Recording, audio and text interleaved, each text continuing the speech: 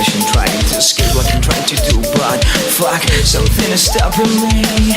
Somebody please help me. Sometimes I wanna walk out, but deep inside I know you may hear.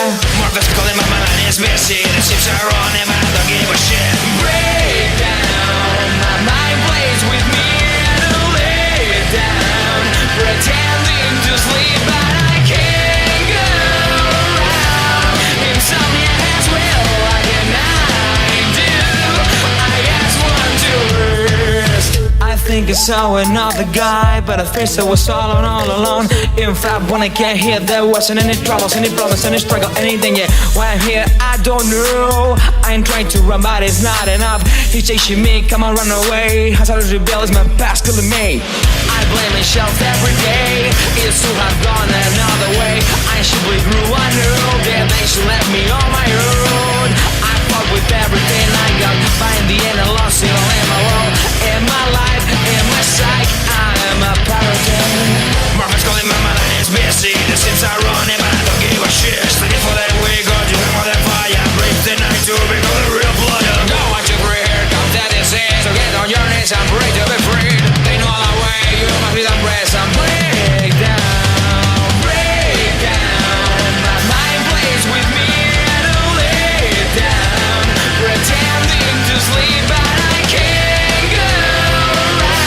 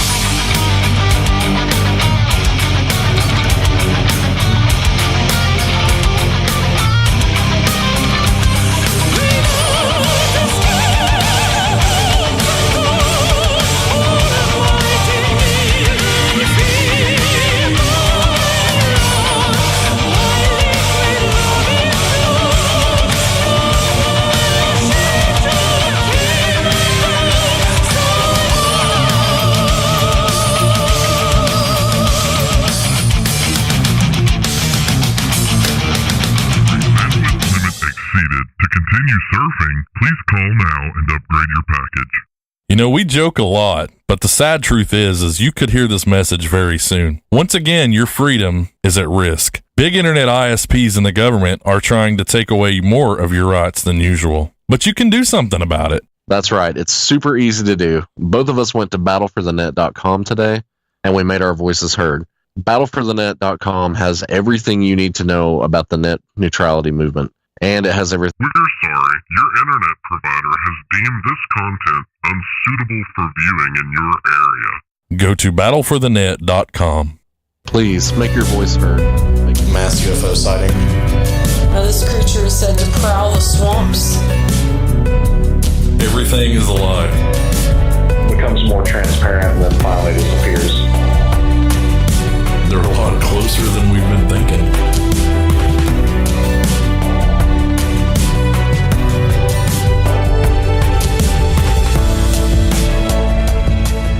Once again, it is Friday evening, and you know what that means. Ryan, you're here with me, aren't you? It also means that it's Sunday morning. Does Sunday morning? Did we skip Saturday altogether? Saturday morning. I thought we did a time warp already. Early for that sort of thing in the show, isn't it? Maybe we did several during the week. You never know. Well, you know what? It's almost Thanksgiving and Christmas. I imagine we did a few somewhere. My God. How are we here already? 2017 is almost up, and honestly, I'm ready for it. You know what? We said that last year. It seems like that's becoming a trend, doesn't it? Let's just get through it. Everything a lie. Yeah, everything is a lie. Well, I want to say. I just realized, because I was doing reading up on some X-Files. Which has to do with my news story tonight. And that's like the opposite of the truth is out there. It's true. That is literally the opposite of it. Everything is a lie. But the truth is out there. It's just that everything's a lie. So figure it out. All right, Ryan, I'm excited for tonight's show. It's going to be a little different than usual. It's not going to be aliens tonight. It's not going to be ghosts. But it's going to be creepy, right? Right. What's it going to be? It's going to be Elizabeth Bathory, who was a late 1500s serial killer. Pretty terrifying, gruesome, horrible stuff, man. And then, of course, on the other half of the show, the Jonestown Massacre, which equally horrifying. Indeed. Yes. That might be an understatement. People are always saying, don't drink the Kool-Aid. Well, this is why. This is the story that tells, don't ever drink the Kool-Aid. You never know. You know what? I never thought of that, but I guess that's where that came from. Yeah, right? That's a cult thing. Yes, sir. So let's tell you what. Let's just get on right into it. Let's do some news. You want to go first? Well, you know what? You're right. You're right. Is it news? I don't know. It's important. It's notable. So you're right, sir. I wasn't even looking at the script. You go ahead and do the first one because you came to me with this one. And it's very important. This week was Tom, a.k.a. Dark Falls, a.k.a. Kenneth's birthday. Yay! Happy birthday, man. Happy birthday, dude. Yeah. You know what? You're not very old in human years either, but in paranormal years, you're really young. Look at it that way. That's a good way to think of things. Yeah. Think about how old some ghosts are and such. So happy birthday. We hope it was awesome. And maybe tonight can be the cherry on the I don't know, the birthday cake that's a day late. Wasn't it yesterday, I think you said? Yes, it was yesterday. Well, happy birthday. We're so happy to have you here for your post-birthday celebration. Yeah, I've known him for a long time, and I think the last time we celebrated his birthday was on the bar or in the bar on MoTube in Phantasy Star Universe. That's a neat way to do it. Yeah, on the bar sounds neat too, though. So yeah, it's in this little bar. It's on like a desert world, little seedy little bar, and I think we all stayed up well past 3 a.m. just like talking about video games and celebrating Dark Falls. So that was a good night. Yeah, that's awesome. I cherish that memory. That is a very cool memory. So yeah, happy birthday, man. We're so excited for you. Another year older and all that good stuff. You know, you hear all the cliches. All right, now there are. Remember last week we talked about there's a little guy out there who's sick, but he would love Halloween cards. Now we have some, and they're obviously late, but we still want to get some stuff together. We're going to take another week or so here and gather up stuff, and I'll send it out to him. So if you guys would get in touch with Ryan or I, we'd like to get some cards and maybe some toys or something together and send it to him. A get well package, be happy, hang in there kind of thing. Should we kind of switch it to Christmas cards? Sure. I mean, I'm sure that he would just love for people to write him regardless. So let's just, Christmas cards, Halloween cards, whatever. Or send him some artwork, or sure, comic books, artwork, anything. We're gonna get a box together. Let's do it. Seriously, guys, let's do that. Let's make someone's day this time, shall we? Let's do it. Let's do it. All right, I've got a link here that I'm going to share in chat. It'll be in the chat for this show, regardless of when you listen to it. So here goes. You'll have to scroll down, obviously, by the time you listen, if you listen late. All right, this is, there is a sweet little girl out there who has a rare medical condition. And it's hard. Being a kid is hard. And there's some very not nice folks out there in her school who had some really very unkind things to say. Well, she's going to take it and put a positive spin on it. There's a movie coming out called Wonder. And, it looks like a sweet movie, and she wants everybody to come out there and see it with her and her parents and learn what she goes through and try to maybe see it in a different light, which is a wonderful way to go about it. Absolutely. That's really yeah, right. That's it's a beautiful thing, and those people who are rude to her, God. The things I would like to say to you, horrible human beings out there, man. But she was born, it's called Apert syndrome, and it's a rare medical condition where it diffuses bones in her skull, and it doesn't allow any room for the brain to grow. So without having surgery to correct it, it could cause brain damage and eventually death. So the poor little girl's been in and out of hospitals her whole life, and she would just like people to treat her well. Is that really so much to ask? That's all. That's what we should do for everyone. Absolutely. So let's do that. She's wanting people to come to the movie in Johnson City with her and her family.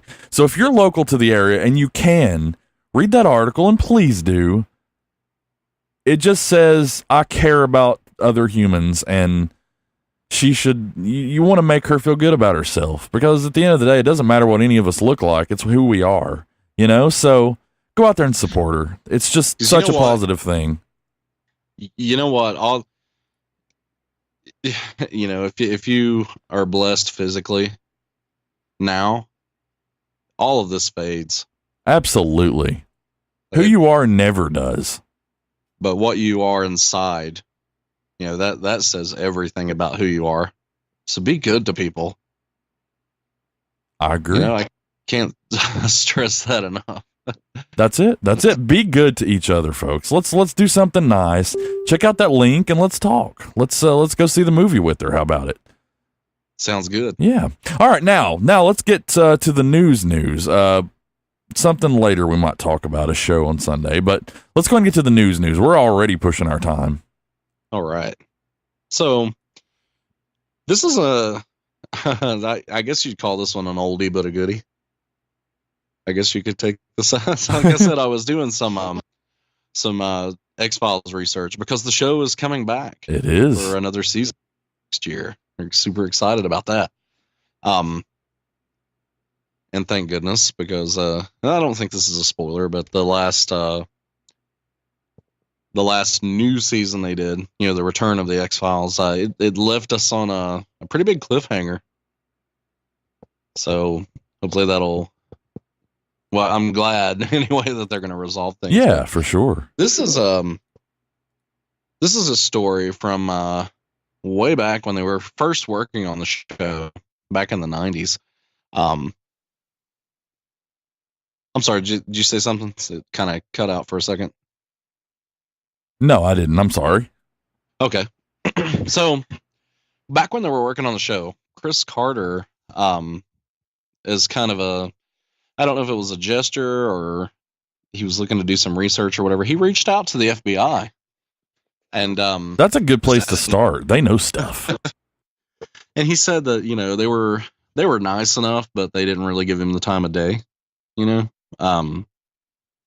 whatever, it was just like a nice gesture or whatever. And he didn't think anything else of it. So the show releases and they get through a season or two, I think.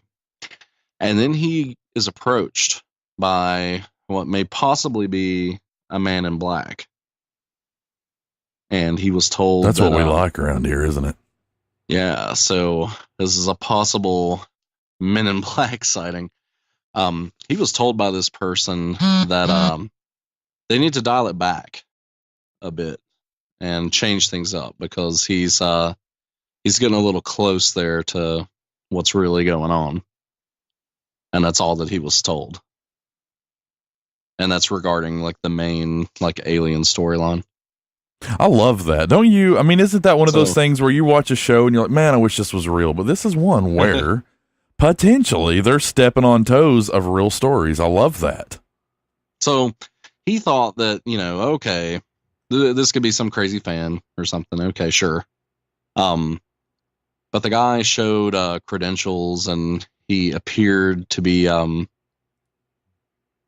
at least in his stature and mannerisms and everything, to be a professional and somebody high up somewhere. So he got the feeling that it was legitimate. So what do you make of that? I don't know. Is the truth out there and maybe being revealed through the X-Files? Perhaps. What would be their what other motive would they have? I think I don't see, assuming that it's true that they did, and I've got no reason to assume otherwise. You know what they say about assumptions and all, but still, assuming that it's true, clearly he's on to something, and that's it makes us hopeful, but it's kind of freaky too, Yeah. Now he's never said that okay, I did this research and like I'm doing like my telling of it, of my findings. So the X-Files is, as far as he knows, as far as he's stated, purely fiction. What else would he say? So, but if you look at the timing of this appearance of this mysterious Men in Black, after season 1, maybe mid season 2, they haven't really gotten into the specifics of what the government is doing with the aliens and everything. So things, I guess you could say, are kind of vague at that point as to the aliens and all that. So maybe, they did think, maybe from what you've said so far, you're on to something. So to all the X-Files fans out there, that's something neat you can look into. There's an interview out there if you want to look at that and read exactly what he said. Yeah. And, tune into the show next year. Yeah. That's so nifty, man. I love that. Like, it's one of those things where we search for all these answers and we never get them. And then once in a great while, something like this is like, there might be some truth. And the FBI is like on my tail or whatever. And you're like, yes, finally, a little bit of something. Throw the dog a bone, as they say. So I'm pretty excited about that. There may not be specific people out there that we can, go interrogate for the truth, as it were. But eventually, you stir the hornet's nest a bit. The more people talk about this stuff and the more assumptions people make, eventually, I guess that's the best analogy. You stir the hornet's nest a little bit and, one of the little drones comes out to shut you up.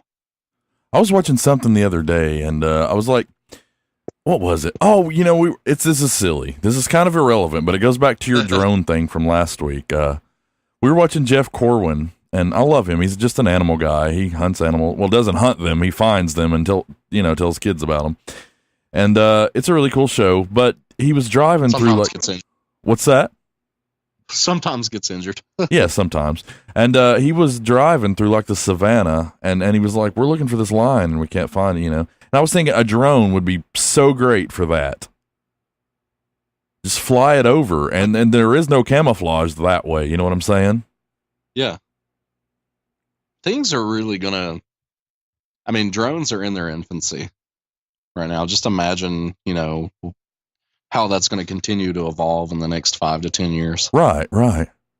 They'll become more silent, maybe bigger, maybe a lot easier to control, you know? Yeah. It's scary, isn't it? But it's I don't know, there's upsides, there's downsides. It's like Taco Bell. Sometimes it sounds okay, but don't be fooled. There's a lot of potential for good with it. There is. You know? There is. That's so true. Said for every really great breakthrough out there, you know, there's the potential for misuse too. So this is cool. But one thing's for sure, it's going to make UFO sightings difficult, I think. Oh God, yes. Absolutely.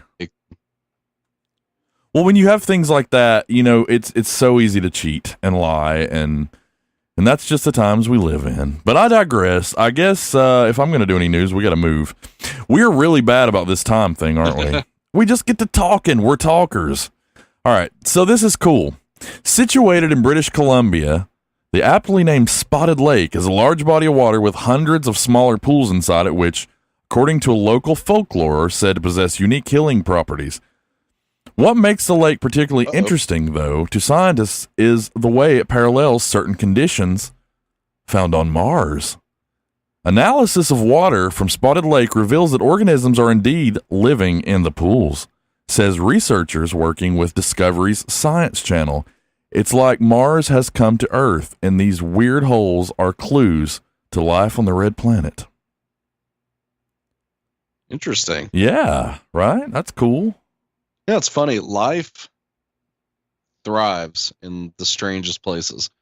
Now, I wasn't aware of your news story, so I don't have the exact location of this, but there is a cave somewhere in South America. Mm-hmm. Essentially pools of acid within the cave. And the organisms just live in it as if it was water. So what does that say? I don't know. That says it's something creepy's happening. I don't know. I don't like it. Yeah. I mean, they're like spider-like, you know, and microorganisms too. Acid-dwelling spider monkeys. Sounds fun. Yeah. That sounds like a sci-fi original film, doesn't it? It's kind of amazing. You know, we look at these places in our solar system, and it's like, you know, life could be there, but you got it. Yeah. You know, it really could be there, but it could be in even harsher places. Yeah.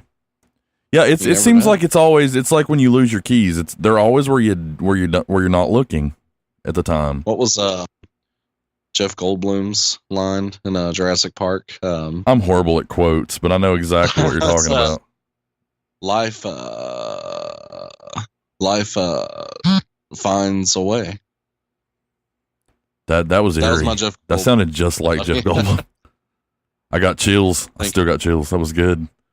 I like it. And it's true. And it's very true. Life finds a way. It will make itself, I guess. You know what I'm saying. All right. Do you have any more news stories?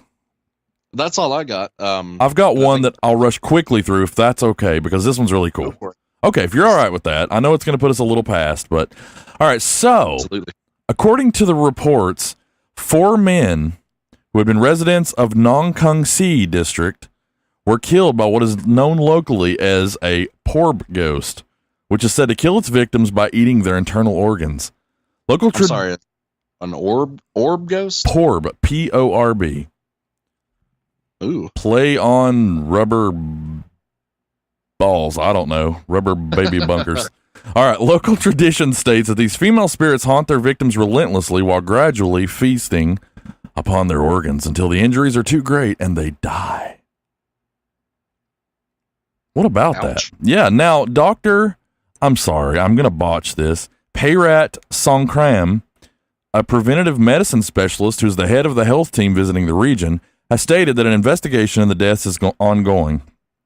Of course, the goal is to rule it out, but the villagers, they don't think it will be. And I know that this is more of one of those like what if kind of pieces than news, but I always find these interesting because these cultures are dead serious about spirituality. Right. Whereas our culture, we kind of got away from that. We really did, yeah. And things like that. But it's interesting when you look back and wonder, is there any sort of truth to any of this? Mm-hmm. Were river spirits and monsters that drug you into the river, were there any truths to that? It just might be. And that's the thing. That's why we're here, isn't it, folks? That's why we're here. Tonight's not going to be one of those, though. What's that? Everything is a lie. Everything is a lie. But the truth is out there. So take that for whatever it's worth. All right, let's take our quick first break. And when we come back, I guess we'll talk about the terrifying Miss Elizabeth Bathory. Is that good with you, Ryan? Sounds good. All right, well, we shall return, folks. Listen up, you brainless boob. Do you enjoy talking about 80s action figures and toys? Perhaps your favorite is the Snake Mountain playset. If that's the case, tune into the Retro After Dark radio show. For more details, check showtimes at midnightspookhouse.com. It's one you won't want to miss, you pea-brain network. Have you ever seen a ghost? Have you ever heard voices? Maybe you know someone who has. If you're afraid to share your story, there's not always an outlet, and sometimes it's scary. But don't worry about being judged. Come and hang out with us at Spook House Radio, and we'd love to hear your story. Write us an email or come hop in chat. We go live every Friday night at midnight, and we'd love to have you and your story.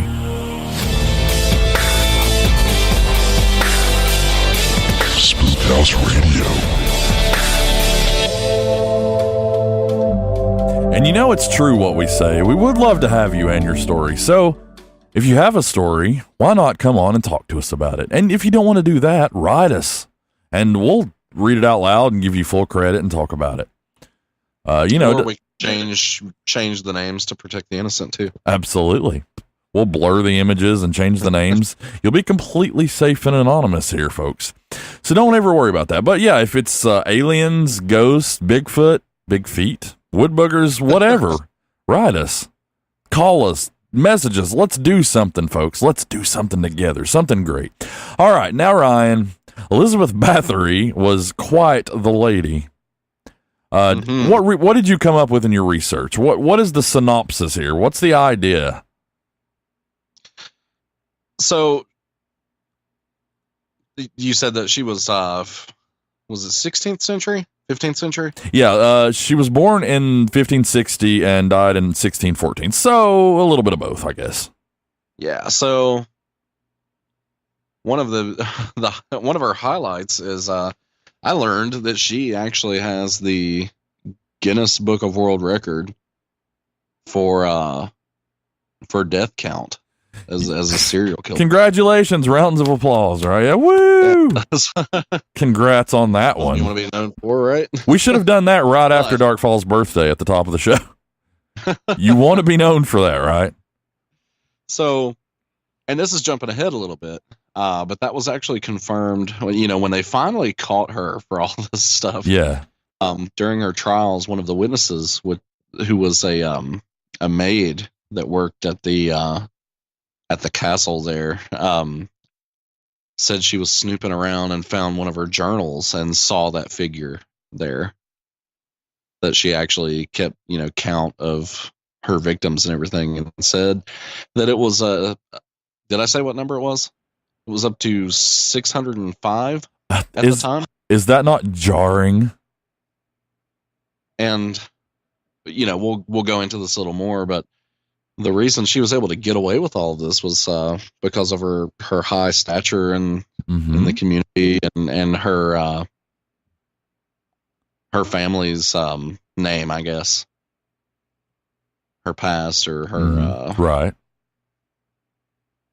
And the What's thing the is word? this is verified by over 300 people. Right. This is not just a story. This is not a fairy tale, folks. This is the real deal. You think women can't be dangerous? Absolutely wrong, sir. They can. I mean, anybody can. And she is pure proof of it. Especially back then, you wouldn't think of it so much, though. But especially her being so prolific and things, it doesn't fit. But she's clearly not quite cookie cutter, huh?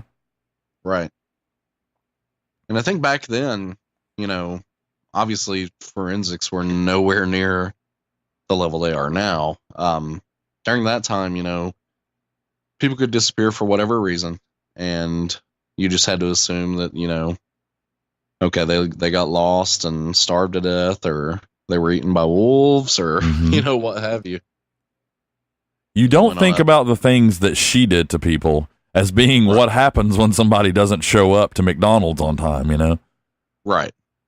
The things she did, Jesus. She's often compared to Vlad the Impaler. And what does that tell you? It's like she's the female Dracula, basically. Yeah, and she actually influenced some of those writings and influenced some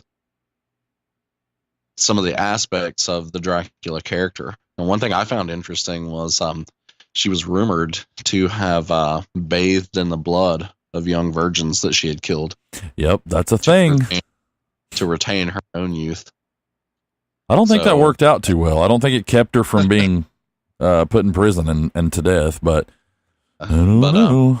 That kind of adds to the whole vampire lore that, the blood has, there's more to it than, the material that makes up your blood. Absolutely. There is. They were related, says Dark Falls. That's cool. I mean, I guess that's cool. I don't know. I don't know if anything about this is cool or not, but you know what I mean. Related to Vlad the Impaler? Yes. Oh, I did not know that. I didn't either. That shows how much research we did. I have tons of research up in front of me, believe it or not, but I did not see that one actually. So let's take a step back. We kind of jumped right into facts about We her. did. Take us back to well, really, how did all of this start? Like, when did I guess according to these 300 witnesses, when did all of this mayhem begin? 1729 is the first account of her killing spree. According to Teroxy, Elizabeth would kidnap. Did you hear that? I don't know what that was. Elizabeth would kidnap young. You leveled up. It sounded nice. It put a nice spin on the story, didn't it? Elizabeth would kidnap young peasant women from the nearby town, or lure them to the castle with the promise of work, and torture them to death through beatings, burning, mutilation, biting, freezing, and starving. This isn't my job description. She was then said to have ordered the slaves to gather their blood in buckets, fill a bath so she could bathe in it to retain her youth, as you mentioned. Gather your own blood? I don't think this job pays enough. No. So let me do this, and then you gather blood, and then I'm going to bathe in it, and next week someone will be doing that with your blood. So I can't see the point. I can't see working for her. It doesn't seem like it works out for anyone too well. Let's see here. There's a lot. I mean, as you said, 600. There's I could go on and on. Let's see. I'm trying to pick the high points here. I guess I thought that it would be one of those kind of straightforward, let's just talk through it, but there's just so much that I'm not sure that that's the case. So, okay, we've got it set up. She killed over 600 people. They finally caught her. She was prolific. These are the things she would do. Now, what do you have, Ryan? What do you have notes-wise? I don't even know where to begin to break this down. I have a list of some of the most profound things she would do, but as I read them, I'm like, this is horrible. Should you even read a list like that? Give us the list. One of the next pieces on my notes was, and this is actually humorous, before we get into the horrible stuff. But have you come across the little drawing of her estate? No, I have not actually. It actually, connecting this with vampires and everything. And I'm sorry to get completely off subject here, but it's sort of related. In her connection to Dracula and everything, I found a drawing of her estate that kept popping, and it looks eerily similar to the map screen from the first Castlevania. What? Like between levels, where it shows you going across the bridge and through all that stuff. Well, that's fun for a video game, right? But yeah. So I was like, I wonder when they made Castlevania if they kind of took that into account. Like, hey, that looks like a neat little map of time, Right. The thing is if you have that much of a history, and you're making a horror anything, it's probably not a bad place to go for some inspiration. I certainly would. I don't even know. I don't even know what to say about this. All right, let's see here. She kept her servants chained up every night, so tight their hands turned blue and they spurted blood. So clearly, and again, I'm not in any way qualified to diagnose anything about this woman or anything, but clearly there's an obsession with blood. And in reading this, I always wonder, and I don't know if you found anything, like, where did that obsession with blood come from? She, I believe, had a troubled past. It's one of those things where it's so long ago that I'm not, I did read up on her past a bit, but I thought probably better not to get into it. It would be a lot of maybes, and with so much time having passed, it's all you can really do is make assumptions. It's true, and we don't like to do that sort of thing, So I kind of left that at the door, and I thought, let's just sort of lay this psycho out. Let's just talk about what she did and how many, and it's disturbing. We started at the top. She's a hard act to follow. Before we get back into that, Darkfall says he thinks she appeared as a character in Lord of Shadows 2. Oh, that's neat. Didn't know that either. He saw a thing on the History Channel. That's cool. I actually have never seen anything on her, but I've read about her because there's a band named Bathory, and I always just was like, what does that mean? And I looked it up one day, and I was horrified. Clearly, because this is real. Like this is this is something you write in a book, and you try to make sound worse than it is, but this was just as bad as it sounds, and much worse, actually, I suppose. But I don't know. I guess that's more me just being like, oh yeah, let's just talk about how much she was a psycho. But no, that's what do you do when you profile someone who's killed over 600 people? I kind of felt the same way. You can really go into serial killers and profiling them and everything, but where do you begin with somebody that has a over 600 body count? Right, like Ted Bundy or John Wayne Gacy. It's a lot. One is one too many, but you can sort of break each one of them down. In this case, they're talking about it like she would do 2 servants. It wasn't like this one guy 4 of 7. It's like this is maybe 12 people she would do this to. Like she would just. Right. They were her playthings, and she tortured these poor people to death. It's something that could only have happened during that time period. Absolutely. There's no way you'll get that kind of numbers now, thankfully. Absolutely. There's a picture here that is very disturbing. I'm looking at the article on rejectedprincesses.com, and it's got a picture of her, and she just looks so sweet and innocent, but, right next to her picture, it says, beat them to the point where there was so much blood on the walls and beds they had to use ashes and cinders to soak it up. How cute, right? Again, we see the obsession with blood. I'm looking here. Let's see here. I don't want to read half of these. Maybe she took, because it sounds like she liked to make a mess too. Yeah, absolutely. Like blood everywhere. Maybe she took that as, this is the miracle solution.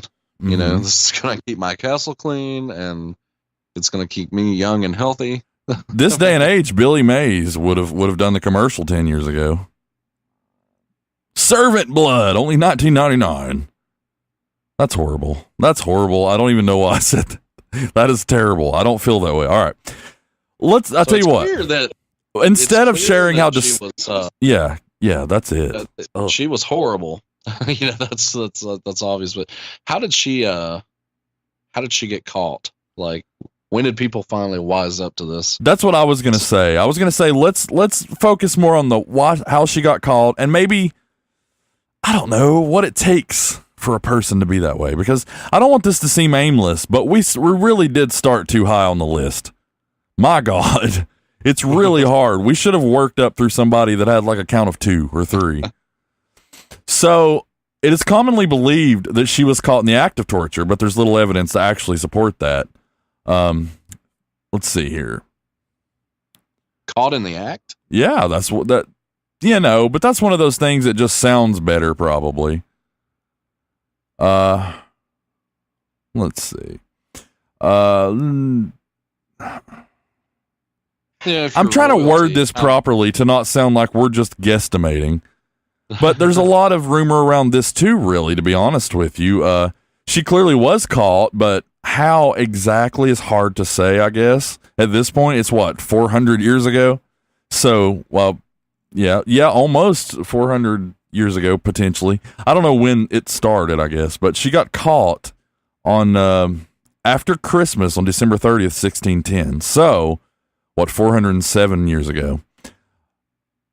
How do you... I can't make truth of it, but she was under house arrest and things. Let's see here. Thurzo went to a castle and caught Bathory in the act. He arrested her and her 4 servants who were accused of being her accomplices. The men reportedly found one girl dead and one dying, and reported that another woman was wounded while others were locked up. She was already on house arrest, and that's supposedly how they caught her. Interesting. See, I think the trail of clues probably went back to her for a long while. But again, she's of, royal stature. So back in those days, that allows you to slip under the law. Sadly. Yeah. Still sort of. Let's be honest, but not like then. Yeah. Not to get political, but it still happens today. Right. So yeah, I think that eventually it got to the point like, okay, you're up to 600 people. We can't ignore this now. So there's 7 people in this room that you've done stuff to. We're going to go ahead and chalk the other 643 up to, because I saw a number 650. I don't know if that's accurate, but oh wow. I mean, 601's bad enough, but 650, come on. You stop thinking about them as people at that point. I can't imagine 650 people like that. I don't know if she ever regarded them as people. Like you said, I think playthings was the most accurate term for how she regarded people. Mm-hmm. The trial, let's see. Sure, that was interesting. Yeah. Dozens of witnesses and survivors, sometimes up to 35 a day, testified. So wow. if it went on 7 days, that's over 200 people. The exact number of victims is unknown, but it's estimated to be at least 36 and 37 respectively during his period. FICO reported. Okay, I'm sorry, I didn't give any context on that, but he's the guy who went in and was like, "All right, we're gonna pin this on her. This is stuff we can prove." So 36 and 37 respectively. That doesn't say the rest aren't real. It's only saying that's all I guess they could prove. As the number 650 could not be proven, the official count ended up remaining at 80. Still, that's enough to, okay, like clearly guilty and a horrible person. Absolutely. She was kept in a bricked set of rooms with only slits for ventilation and passing of food. She remained there for 4 years until her death. Yeah, I heard similar that she was sentenced to solitary confinement. Yeah, and you have to, right? Come on. Locked in a tower for 5 years with no windows. And like you said, just slots for ventilation. Mm-hmm. You can't trust a person like that, though. You have to. I'm surprised they didn't put her to death. But honestly, for what she did, the solitary confinement is probably a far worse punishment than just death for that.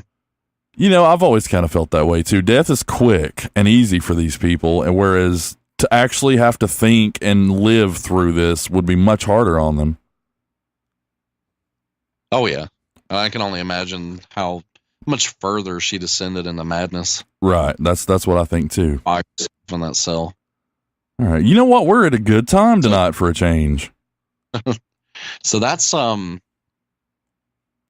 roundabout profile of Elizabeth Bathory. Really horrible person. And this kind of sets us up for future subjects like this. So let us know what you think of where we're going with this. Right. Yeah, this was sort of an intro, and we did pick one that was a little above what we were trying to do tonight, I guess. But it's a good place to start. A lot of terrifying things. Yeah. So with that being said, let's go ahead and take our next break. Yeah, there's more on her that I'd like to talk about, but I'll tell you what, we'll come back to her another day. Because come on, it's eerie enough for one show, I think. But hopefully that will spark your interest in doing your own investigation. That's it. See what you pick up about her. All right, so yeah, we'll come back and we'll talk about the Jonestown Massacre, and it's no better, folks. It's no better. All right, so we'll be right back.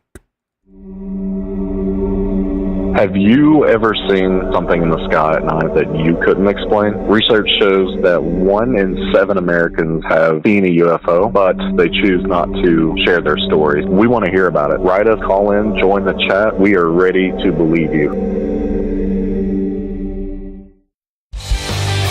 Hope you're enjoying the show tonight. We appreciate you guys hanging out with us. But the fun doesn't have to stop there. If you head over to MidnightSpookhouse.com, you can download all the old episodes and listen to them as you want. Also, feel free to use the contact link and send us your messages. We might read them on air. Once again, head over to MidnightSpookhouse.com.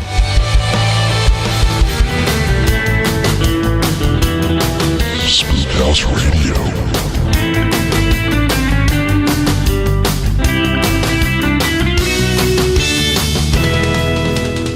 And we have returned to Spookhouse Radio. All right. Sounds like Monsters is coming on. Yeah, right. It's kind of cool. Dark Falls said that the reason he thinks she lasted so long was her uncle Stephen Bathory was king of Poland. Yeah, I'm sure that gave her some pull, Sadly, yeah. For a bit. Those politics.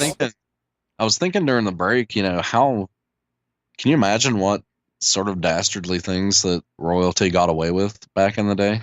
Oh, it must be disgusting. I mean, if you were displeased with a servant, you could just end them right there. And yeah, people weren't nearly as accounted for back then. Yeah, who would ever come looking for them? Or you could say, they took the riches that we paid them and they left for another country and they didn't want to see you, your family members ever again. Right, you don't need a passport then. Whatever. Dump the body in the dungeon of some castle and that'd be it. Mm-hmm. Yeah, you can literally get away with murder back then. It was much, much easier, unfortunately. So, all right. Well, our next tale is it is a tale of murder, very much, but it's also a tale of tragedy and I don't know what, self-loathing and need to dependence on others, need. I don't know. It's a lot. It's insecurities. It's a lot of things. All right. So you watched something on it earlier. I've got some things about it that you need to know. But what do you think? Tell us about it a little bit. Set it up for us, Ryan. So let's start kind of back at the beginning. Yeah, this is another one of those. We're going to start taking on things like this. We don't want to take on massacres necessarily. I just mean events that were important and have some mystery and some sadness and creep to them, you know. So we're trying something new tonight. I think it's important to share history like this. And, it is, and reflect, yeah. Because we certainly don't want anything like this to happen ever again.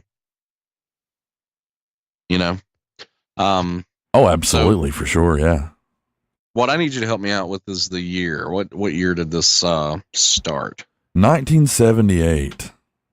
So we've got this guy, Jim Jones. He's a pastor, well-known pastor back then. They call him Father. Right. So before that, he started making a name for himself, getting pretty famous. And for arguably some good things. He really pushed for like racial equality, and just equality in general amongst all of our fellow man. And it was making him pretty popular.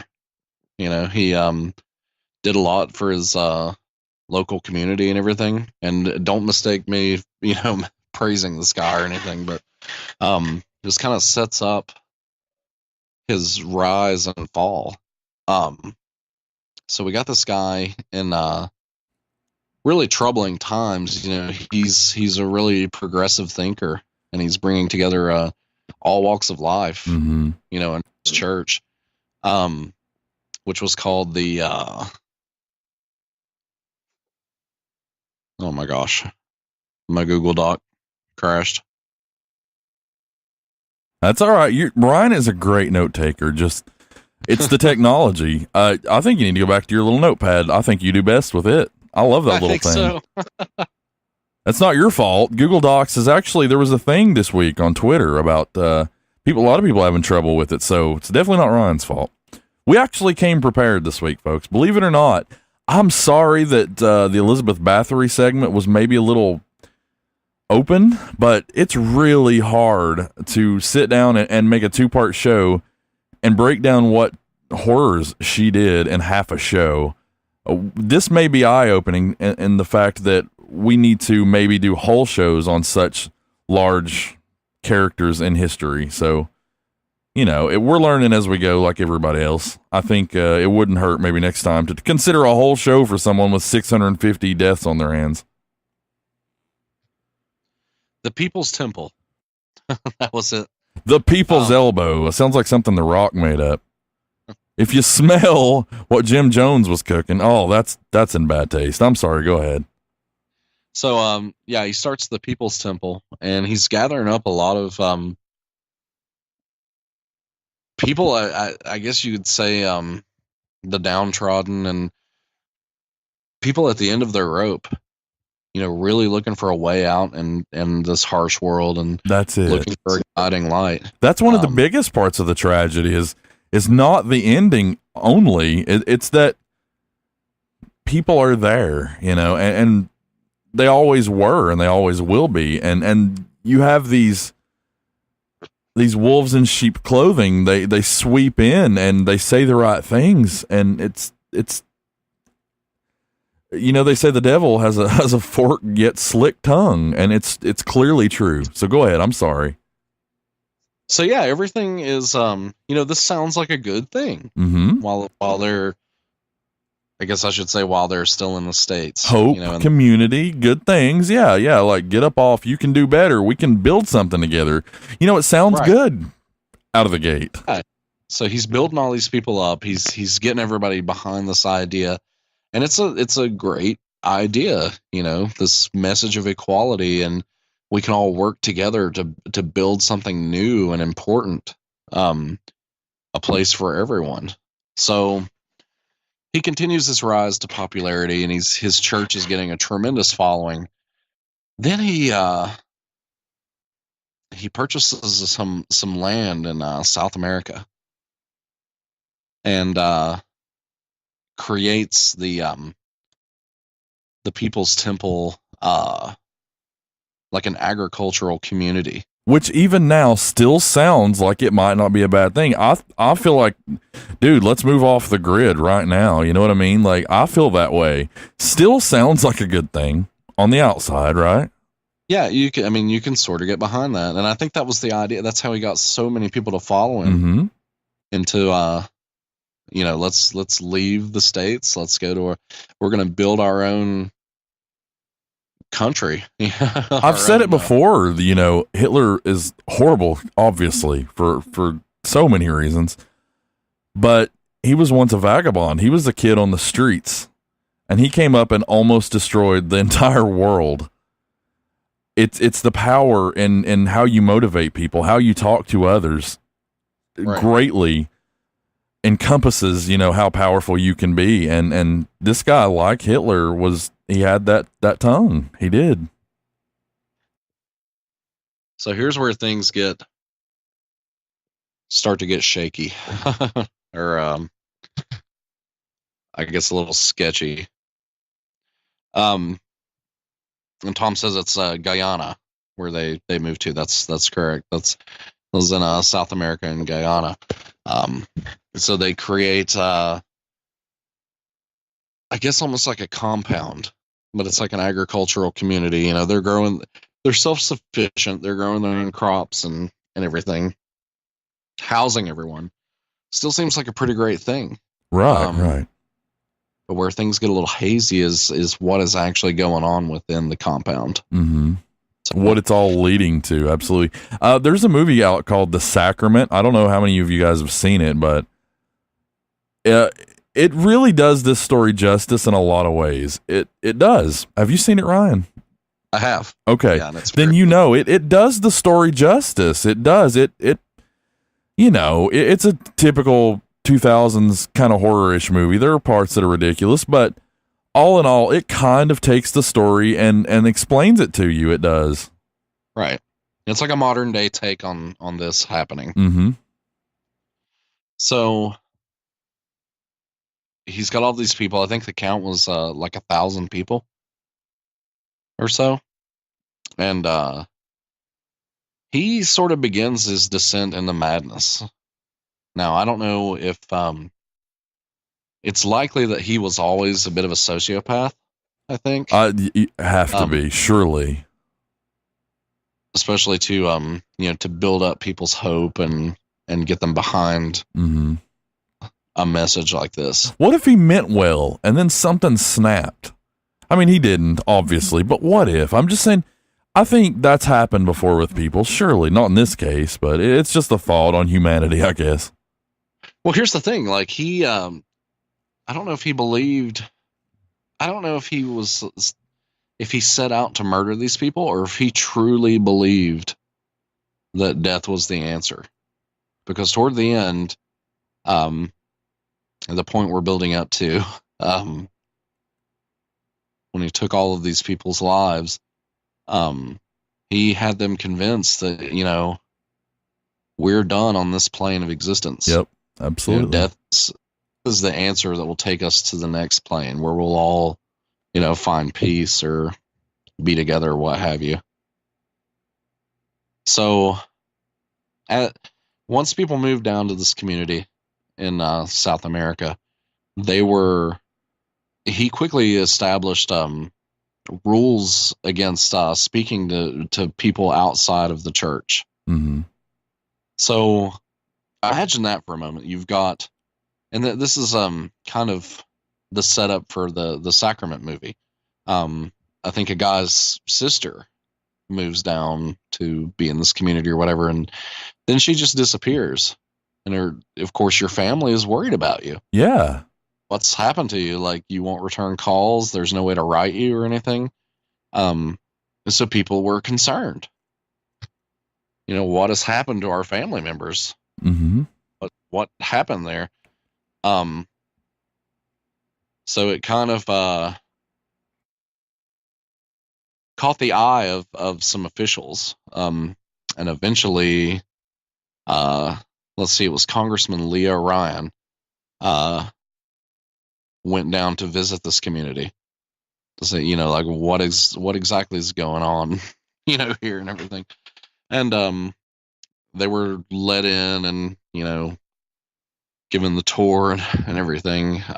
Where this made national news, as the congressman was leaving, they were going back to the airport, or the landing strip, I guess you could say, to head back to the States.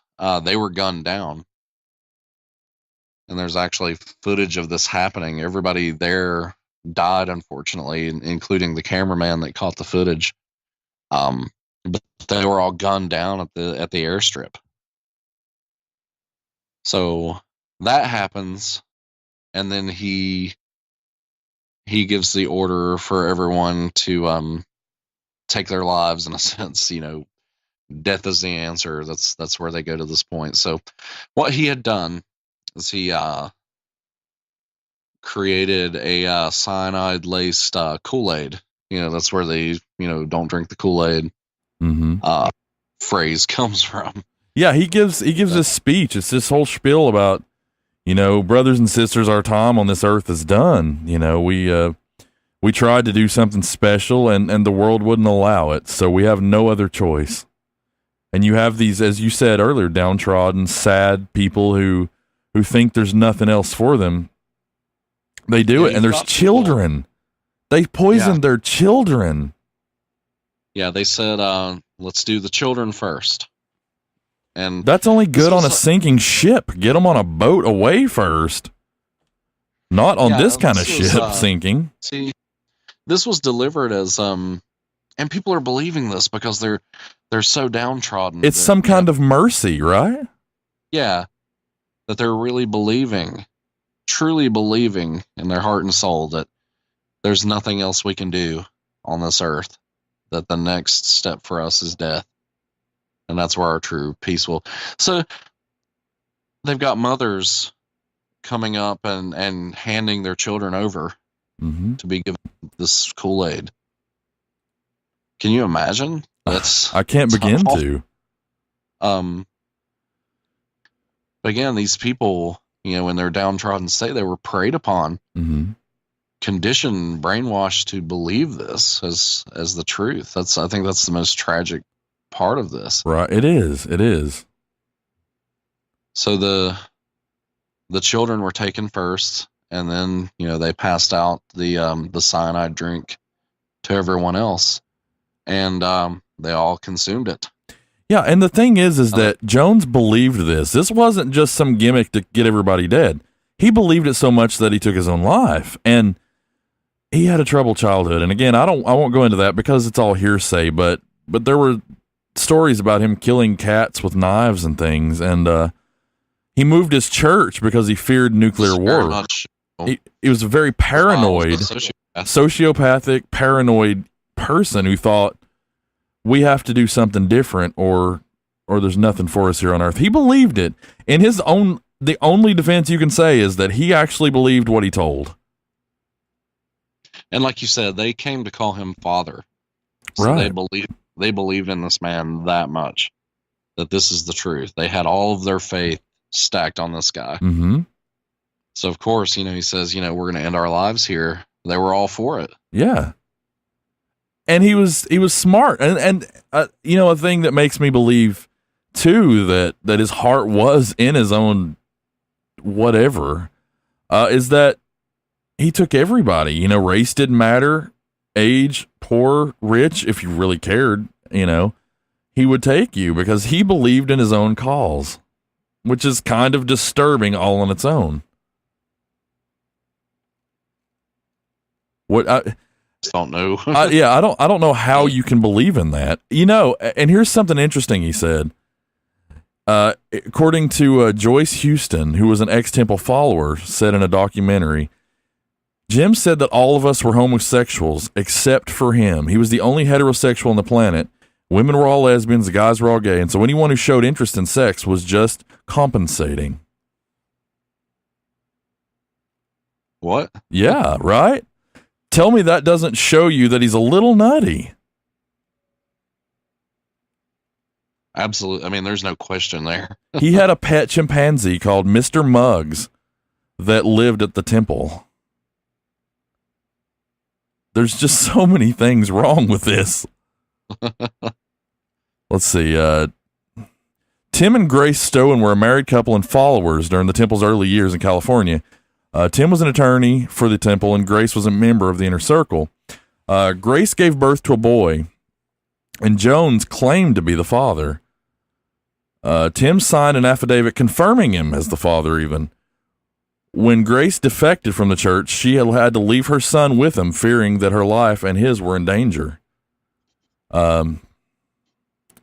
She sought to get him back through the courts. By that time, he was already in Guyana and adamantly refused to hand him over. If they prevailed in getting him back, it would signal the loss of Jones' far-reaching power over his people. In the end, he was amongst the kid was amongst approximately 304 people aged 17 or younger found dead there.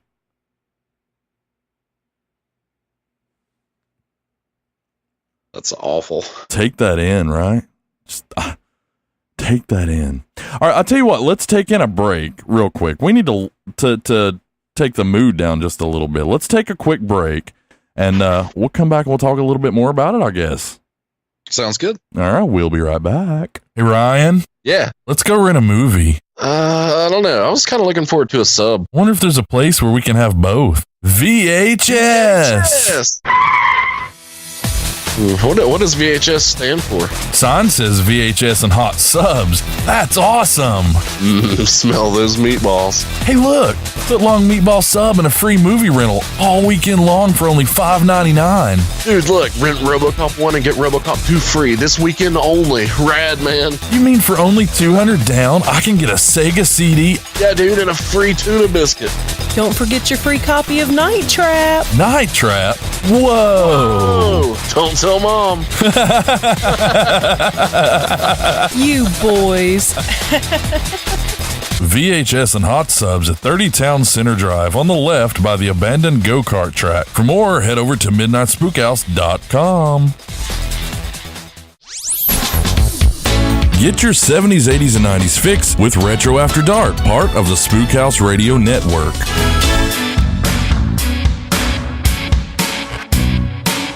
Spook House Radio. Welcome back, everyone. We were having a delightful conversation about psychos tonight, aren't we? Yes. It's been a fun one so far. Darkfall says his daughter was there. That shows you he believed his own calls. Oh my God, I took that as Dark Falls' daughter. Oh, no. It's like, what? Oh no. Dark Falls, that would be terrible. I'm sorry if I led people to believe that. Oh, he says he was wrong. Okay, well, you know what? He would have had his daughter there, probably. I don't know. This guy was nutty. I don't mean that in a disrespectful way to people who have honest conditions. This guy was literally paranoid, and that's what I kind of consider nutty a little bit. Is that so paranoid that you need aluminum foil hats like 24/7? That's a little over the edge. Calm down. None of us are important enough to aliens, I don't think. Just a thought, but what do I know? Some people actually regard it more as murder than suicide, which I do as well. Yeah, I am on that belief there. Yeah. I think you have to consider that he took advantage of these people. It's like in an abusive relationship, essentially. If you leave, I'll kill you, except you can't leave, you kill yourself. It's screwy, isn't it? Yeah, and there's even reports of some people just being straight up shot. Yeah, I was actually going to say that. I've got an article up here, and it's about what happened, and it said, within seconds, gunmen leaped from a nearby tractor and leveled their weapons at us. I dived to the ground behind an airplane wheel and pretended to be dead. This comes from survivors, and there were actually quite a few. But yeah, basically, if you didn't die from poison, then you were shot, dead. End of story. There was no coming back. In other words, like that, it was final. I mean, you were there, you know. Darkfall says I was 6 at the time. I'm not that old, LOL. See, Ryan, you went and offended Darkfall. I'm joking. No, it just, I did word that poorly, and that's on me. It's so psychologically the same, yet psychologically opposite of Elizabeth Bathory. I think he loved his people. I think what we can take right, from, like, it's really horrifying how far people can go, taking the lives of innocents if you give them the means. Mm-hmm. You know, where would it end if you know the laws of society were not in place, or you know, but looking back at Elizabeth Bathory, there just were no means to keep track of people when, you know, the times just allowed her to rack up those numbers. And here with Jonestown, we have another situation where, you know, that's part of the reason why he moved the operation down to South America, I think, is just to, you know, he's isolated everyone. And again, that's given him the means to take numbers like that. Mm-hmm. Yeah, it's interesting because you can look at it like he took them down there to isolate them and better control them, but maybe he also, in his heart of hearts, took them down there to actually create what he saw. I'm not saying I have no sympathy to the guy. It's not like that. I don't see his side of things, but I think he did, whereas Bathory just wanted to kill and maim and hurt. And it feels like Jim Jones was more of a, I love my people, we must die together. It's hard to say. I often wonder, you know, was this his end game? Maybe, you know, absolutely. Did he? And that's one thing about a sociopath, that they can play the long game. Absolutely, they can. And manipulate people. And I kind of wonder, you know, was this his end game? You know, did he have a situation like this planned for years in advance? Mm-hmm. It's hard to say. It really is, isn't it? It's maybe he wanted to die himself and he just didn't want to go alone. You know, maybe it was simple as that all along.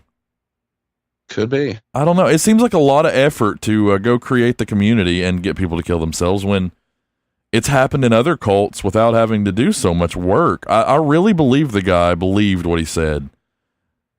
It clearly he was not of sound mind to do such a thing and suggest that other people kill themselves, but I don't know. You just try to understand, you know, you try to dig in psychologically and think from all the angles. Did Bathory believe it was okay, you know, or did she just not care? I'm thinking she didn't care. I'm thinking Jim Jones had some method to his madness. Probably a little bit of both, you know. I think. Yeah. She didn't care, and if you believe that people are little more than playthings, then in your reality, in your perception of it, that's all they are. Mm-hmm. That's very true. But before we leave the subject of Jonestown, I just want to give a little disclaimer. If you decide to do some more research on this on your own, there are some very graphic images out there. So do be careful, you know, looking up information on this, because, I mean, it was all over the news and everything. It is just, CNN had like an aerial shot of the compound after this went down. And you can see it from the sky. It's just like a sea of bodies laying out. Yeah, there's photos everywhere. Now, I really have a hard time looking at things like that. Even if it's a fine photo, it's like, I don't want to see people dead. It's horrible. It's children laying there too. Mm-hmm. And it is. It disturbs me. Like, I have a hard time looking at it. So I just wanted to give a little disclaimer there. If you decide to do some research on your own, you know, be careful if you're sensitive to images like that, because they will pop up. So they will. Again, you know, it's a hard thing to talk about. I think it's a good conversation to have, because we don't want history to repeat itself. So history should be, remembered and repeated. Mm-hmm. But just be careful in your search for knowledge. Yeah, that's a great point, because you might, we always talk about the rabbit hole and things, and you might just end up somewhere you don't want to be. So always use caution in this field, because I know that during searching out information, I've seen things I would rather not have seen. Absolutely. This whole time we've been doing the show, I've been looking at an article that had real images of it, and it's humbling, to say the least. Those are lives. Those are not just bodies. They were once people that Right. meant something. You know what I mean? And they still do. I don't mean it like that, but you get what I'm saying. Yeah. Megan They actually had asks, family. Megan asked, how quickly did the news find out this happened? I think when Congressman Ryan was gunned down, that's when all eyes kind of pointed in that direction. Yeah, that's what Dark Falls is saying. Because they were, I want to say they were doing a live broadcast of them leaving or something. Anyway, it was on the news that he was visiting the compound, because everybody at the time was curious about this. Like, what's happening with our family members? Mm-hmm. That's what's great about The Sacrament, the movie. It's horrible, of course, the story, but it kind of gives you like a tour of the whole thing, and I don't know, maybe a little closure if you've ever cared for it. You know what I'm saying? Like it feels like it opens and closes the case, and it's probably not 100% accurate by any means, but it's close enough to where you come out of it and you're like, wow, that really happened. Mm-hmm. It's good. If you care about the story at all, check it out. And it's called The Sacrament. That might be a better way to look into it, I guess. Yeah, it's probably smarter because there's no actual real stuff like pictures or videos in it. So that's good. So with that being said, do you have anything else you wanted to add on Jonestown? I don't actually. That's I know we've got we nailed it the way I wanted to. We kept it fairly classy without getting too vulgar about it, too into the death and things. But that's Jim Jones was an interesting mind to pry into, and just be careful if you choose to do that. But we've got lots of listener questions tonight. We do, and if we have time, I might read a couple of spooky tales. Ooh. Yeah, we haven't done that in a while, so I'm pretty excited about it. If we have time, I'll tell you what we'll do. We'll take a break. Well, you know what? Let's not take a break. Let's get to the listener questions. Let's just smooth transition, because we've actually gotten our breaks in tonight on time. We don't even need another one. We're like on the dot tonight. Yeah, so let's go ahead and do some listener questions. Then we'll take a song, and then if there's time left, we'll do a couple of spooky tales. Sounds good. All right, Ryan, I know that you're excited because when you read these and I read these, we both kind of like, oh, I love that question, and we kind of compare notes on which ones we want to share for the night. I know that this first one was one that you wanted to read, so go right ahead, sir. Are you still there? I am. Are you?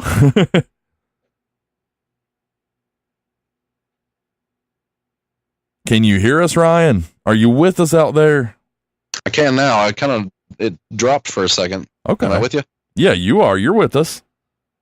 Okay, great. All right. Yeah, So, yeah, no radio worries. silent for a second. Men in Black, all it is. No big deal.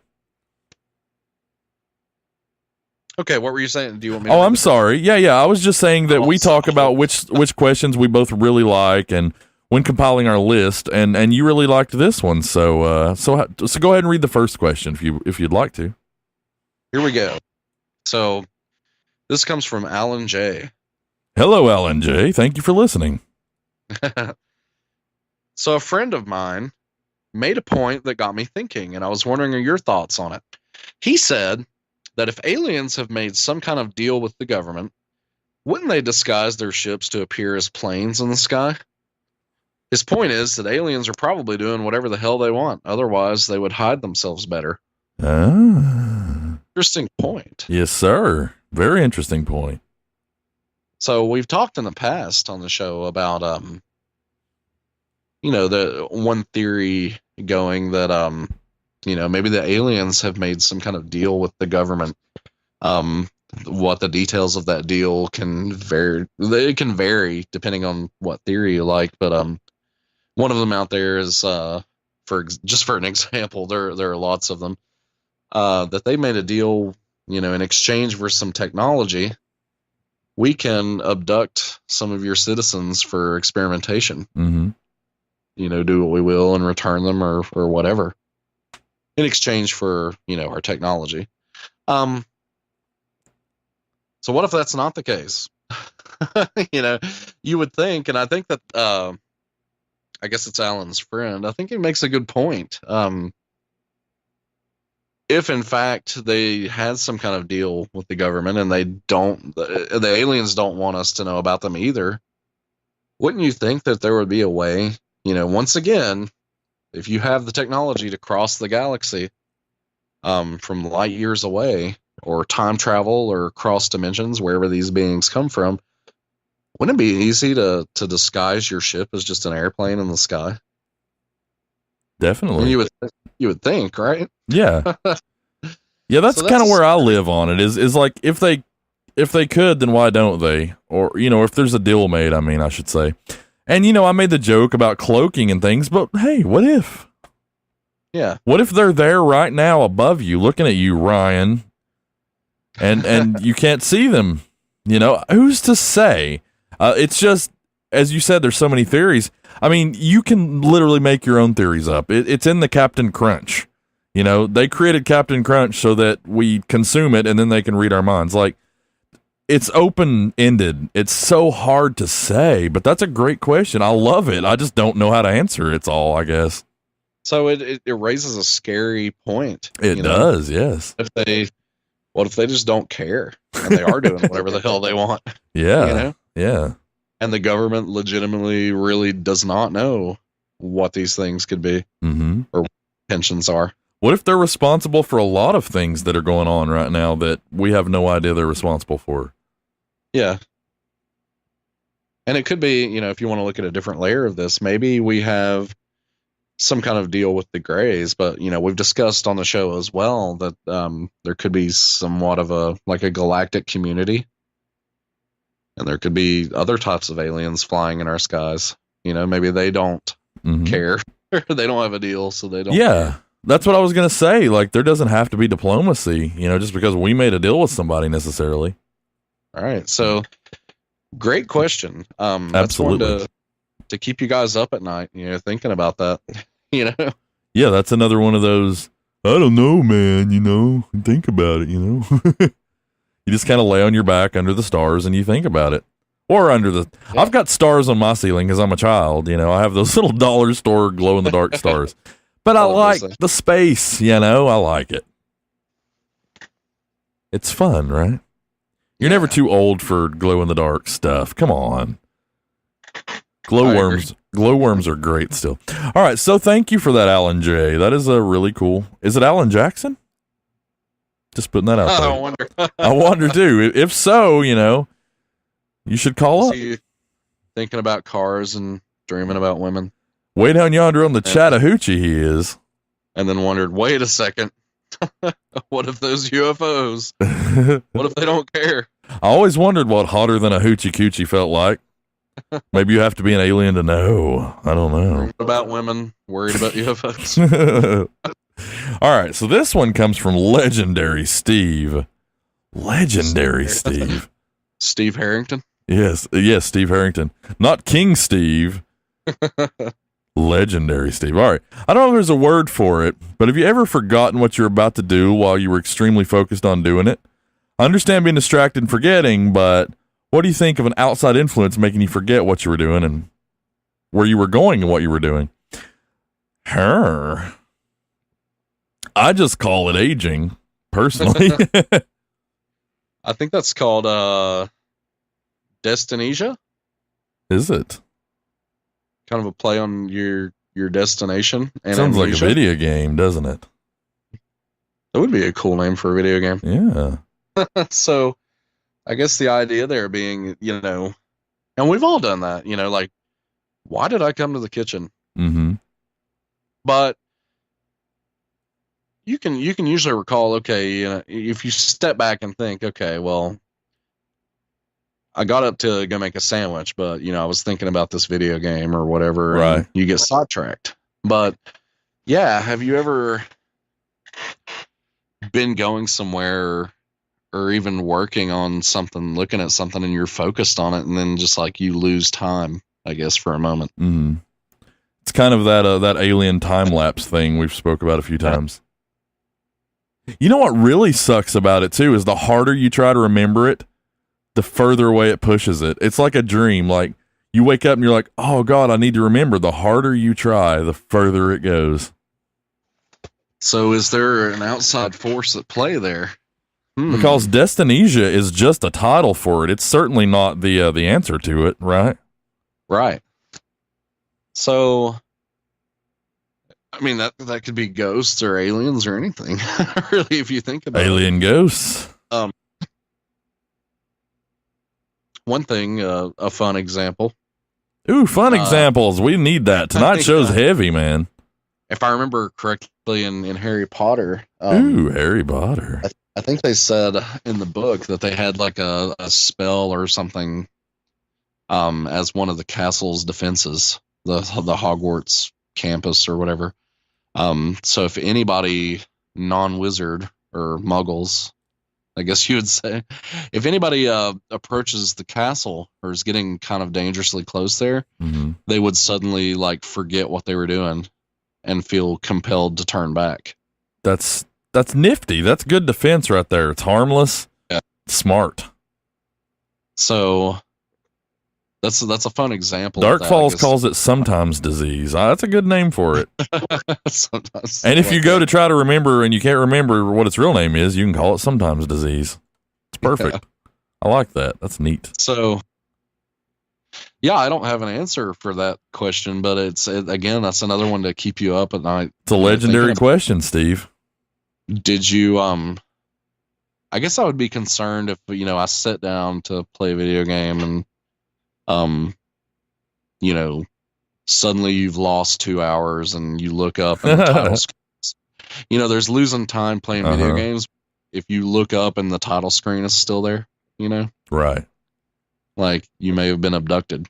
I don't know. We'll just start a whole series. Do the like you might be a redneck kind of thing. You might have been abducted. And that's something I don't, you know, if you look at ghosts as an explanation, that's something we've never really touched on. You know, that's funny because next week's show, I think we should do some ghost stuff. What do you think about that? I'm up for it. Remember this moment right here, what you're fixing to talk about, because I think it might work into the show real well. Yeah. So can ghosts affect your psyche? You know, and I definitely think so, but I don't know. If they can knock plates off a table and scoot some chairs around, you know, can they affect your memory? They can drop plates. Can they make you think things, you know, not really talking possession, but can they like influence a thought?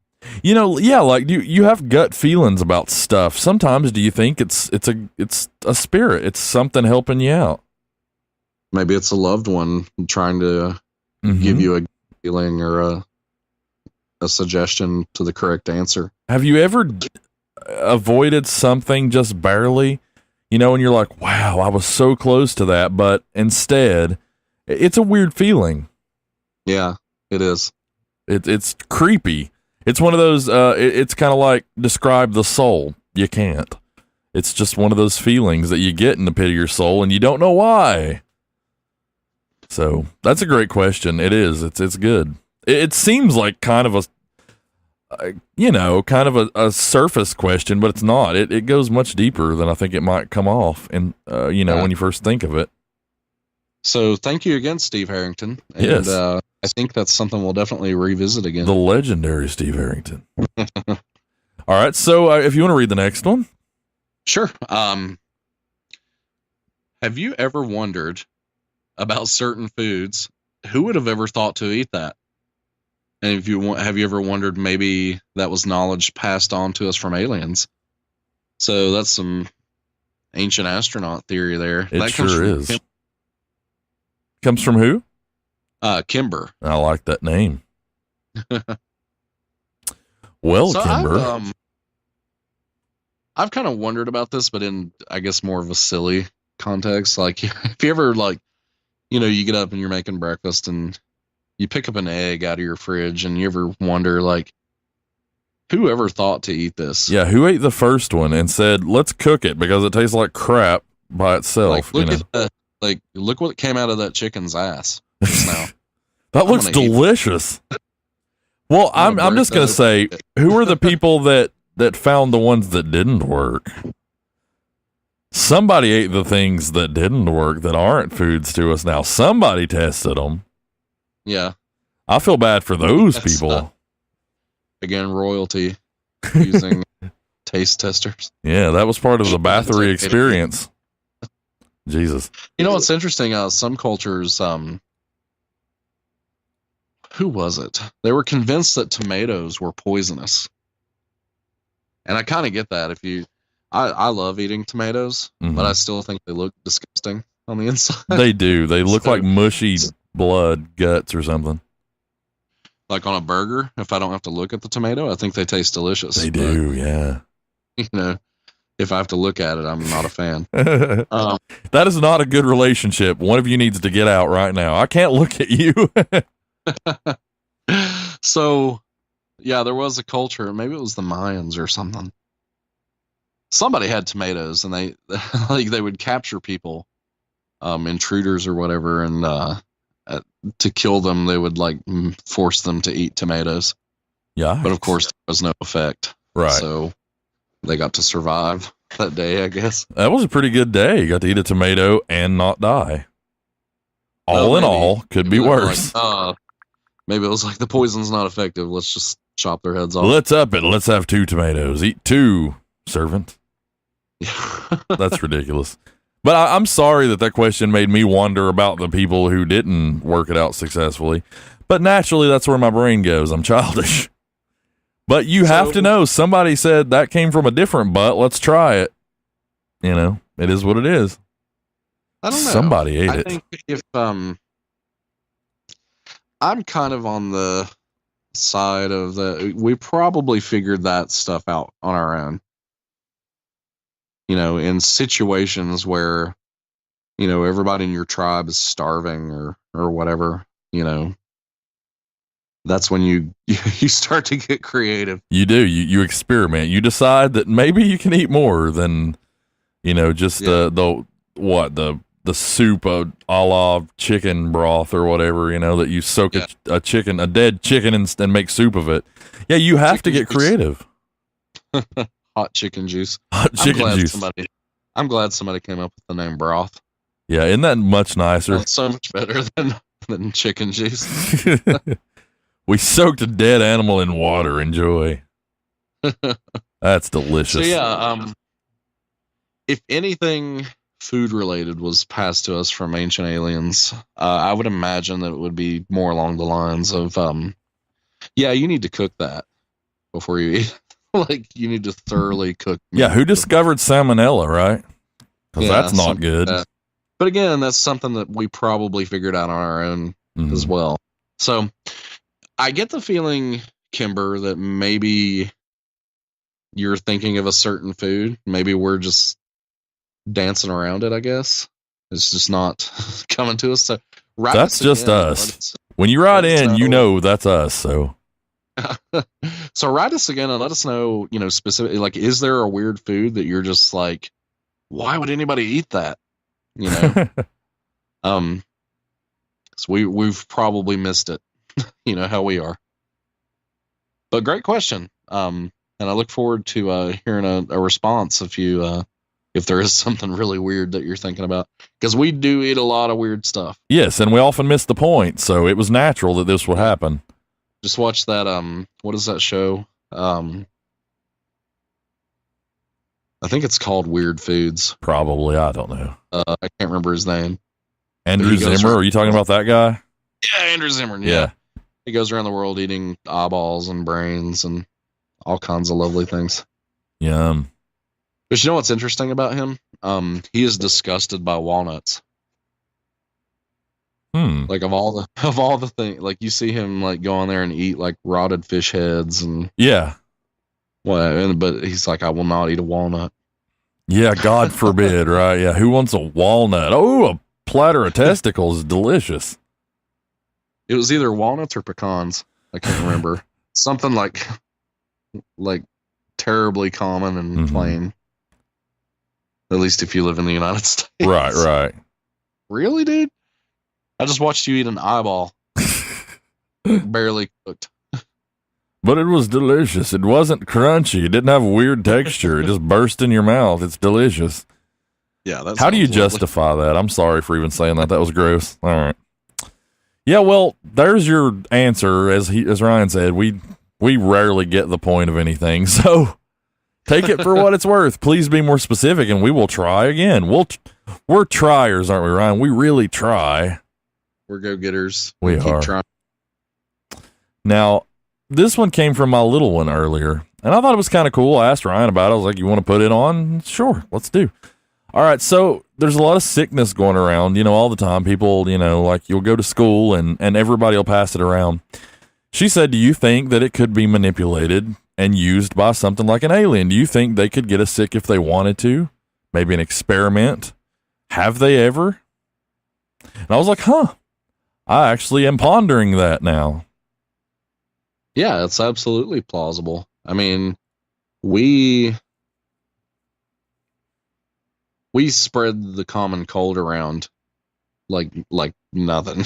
Oh yeah, definitely. Like we if they wanted to inflict us with some kind of virus, and that's the thing too. One of the angles we rarely consider about like an alien invasion. If they wanted us gone, they could introduce some kind of agent in the air, in our water or whatever, and that'd be it for us. Because as I said, we can't even keep the common cold from spreading around. We're terrible at that. Yep, we are. So yeah, I think that whole theory is completely plausible. I'm sorry. I'm kind of in thought about it because I was thinking about if you just think about disease, what else could they really do? How easy must it be for them if this is something that they already do? I'm saying I'm not saying they do, potentially. Now consider like forced evolution. Like, is that a way, like, could you inflict a certain kind of virus that actually rewrites a bit of our DNA? That's that. Going back, that might be a way to, we've talked about, and other, ancient alien discussions have talked about, like interspecies breeding, between aliens and humans. But what if things came about in that manner? What if they infected a certain species with some kind of virus that accelerated the process of evolution? Now, there is theory out there that that was in the X-Files, says Dark Falls. I'm sorry, Dark Falls. I've seen your messages. I just always see them late, and I don't want to derail Ryan's theories, and I don't mean that as a joke, Ryan. Honestly, I see it and I'm like, dang, I should have said that when it was relevant. Yeah. So go ahead, Ryan. I'm sorry. I derailed you anyway, didn't I? Yeah. I derailed you anyway. Well, it was bound to happen at least twice a show. So, all right, let me look here. I blanked there. I had something on it, and I don't know what I did with it. I had a tab open that was kind of relevant. Now I can't find it. So when and if I ever do, I'll bring it up on a later show, because I think this is one of those things where we could do a show on. Yeah. What are they potentially controlling now? What little things in our lives do we take for granted that could be be out of our hands? Could be being fed to us, like you said, forced evolution and things. I don't know. Yeah, I remember the point I was going to make on forced evolution. If you look at us compared to all the other species on Earth, we're kind of the most prone thing to get sick. We are. Have you ever wondered that? I mean, look at your dog, your house cat, your hamster. How often do they get a cold? It's true. How often? And we get sick, dozens of times a year. But then again, we're affectionate with each other. We shake hands. We breathe in each other's faces. We share drinks. You know what I'm saying? Like, and that's just me and you. Imagine what everybody else does. So, but it kind of lends to the theory a little bit that maybe we were forced, our evolution was forced on a faster pace than everything else. Mm-hmm. You know, maybe over time, you know, if you follow a natural evolution, maybe you have a better resistance to things. And then some people theorize that, you know, maybe that suggests that part of our DNA is not of this world. And that's why it's so susceptible to the microorganisms that live here. It makes me think of local honey. It's like you try to have the pollen of your area so your allergies don't act up. You know, it just, I kind of thought of that. It's kind of like that, you know. I don't know, man. It's a rabbit hole. That's something we say 40 times a show now, and that's good though, that it keeps us in stuff to talk about with you guys. We need those things, right? We need things to talk about, and this is one of those, and you would just never think, out of the mouths of babes, as they say. It's not that kids are stupid. They're way more creative than adults most of the time, and, you know, like I know that Ryan's kids and mine, it's just always like, wow, that's a great question. It's very thought-provoking. And always encourage that. Definitely nurture it. Never stop questioning, and don't shut your children's questions down. Mm-hmm. Just because, like, if they ask me something that I don't know, I would say, you know what, I don't know. Let's go look it up. Yep, and agreed. We go to a computer to find the answer. No question is a dumb question from a child. No, ever. Absolutely not. I agree. I don't care if they ask you why grass is green or why the sky is blue. You answer them and you tell them that was a great question. Mm-hmm. Because the great author in the sky colored them that way. But no, seriously, you're absolutely right. It just always blows my mind. You know, they're so passionate, kids. Mm-hmm. They think about these things that we just don't anymore. You know, we grow up and we grow. It's like how we talked about, you know, kids being more susceptible to speaking to ghosts and things because they're just more open. They're more, they're wild eyed. You know, they're. I want to see. I want to feel. I want to touch. I want to know. It's just this beautiful hunger for life that gets sucked out of you as you get older. You just don't care anymore because people suck. You say to yourself, you know, and none of you people. You know, everybody else out there, you know, but no, seriously, like, you know, it gets sucked out. All right. So we have one more listener question. Would you like to read it? Sure. Okay. This one comes from me. I'll tell you up front. It's kind of a segue into next week's show a little bit. So, but Ryan, read it. That'd be cool. First, and I wasn't sure.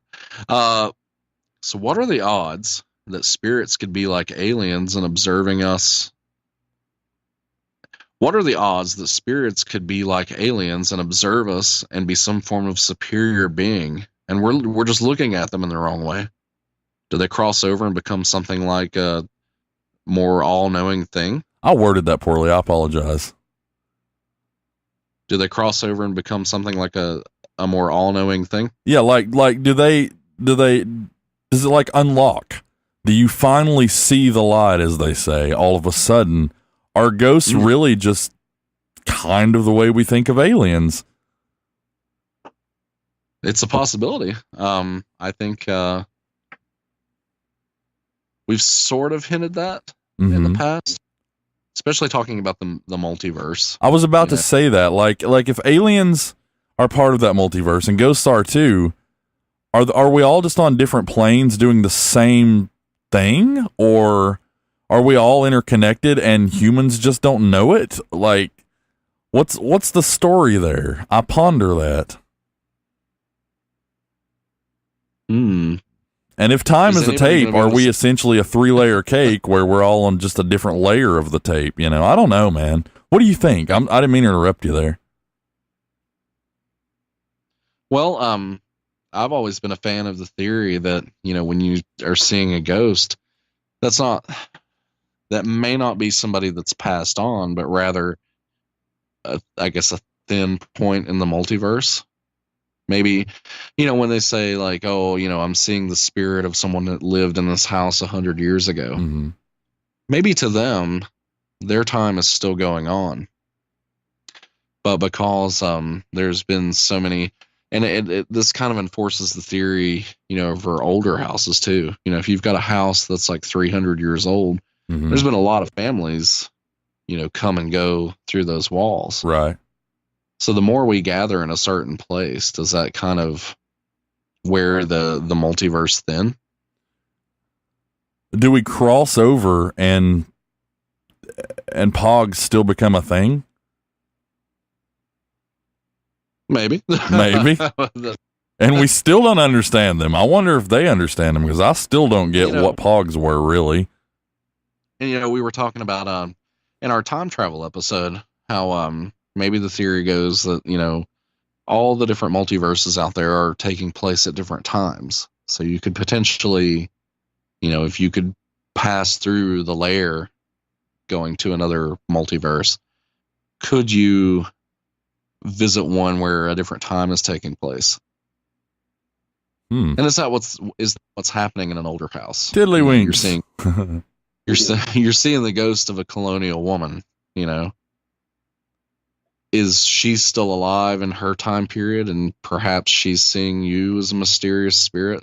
Right. It comes down to perspective on this. Are like Ryan's saying, exactly. Are we all coexisting really, or are they aware of us and we're like, oh God, what are you?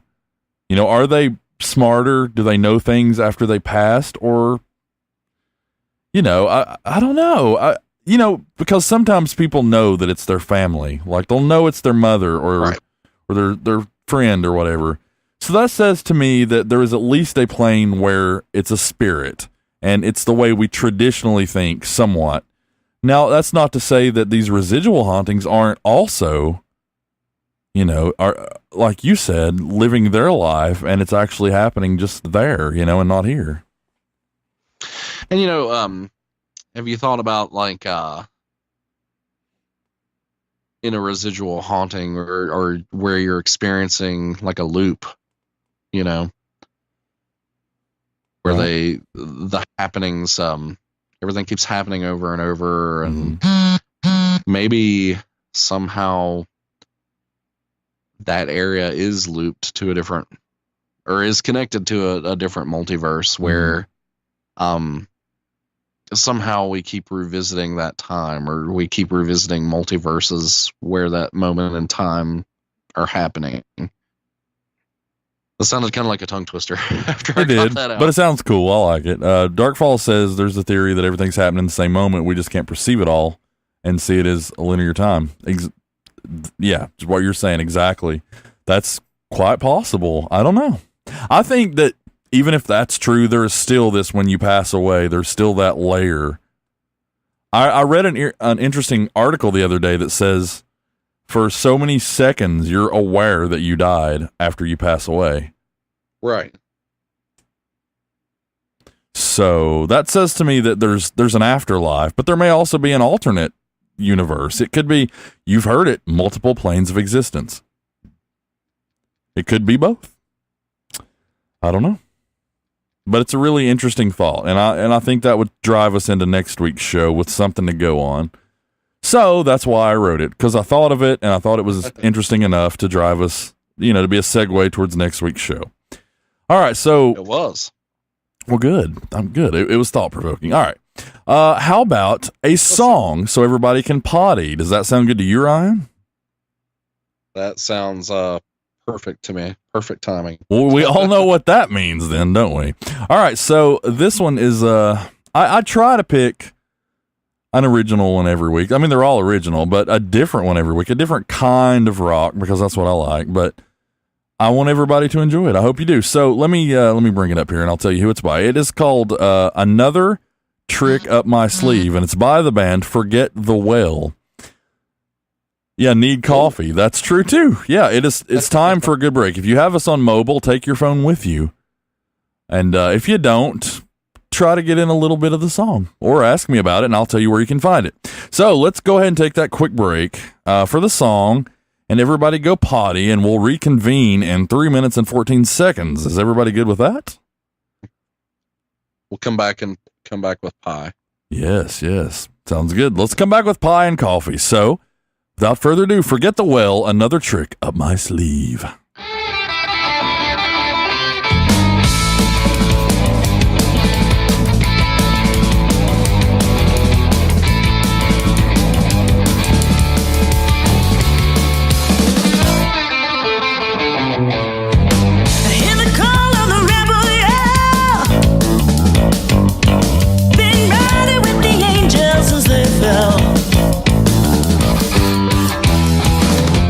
What does it take to get a drink in this place? Wearing my heart on my sleeve next to the ace.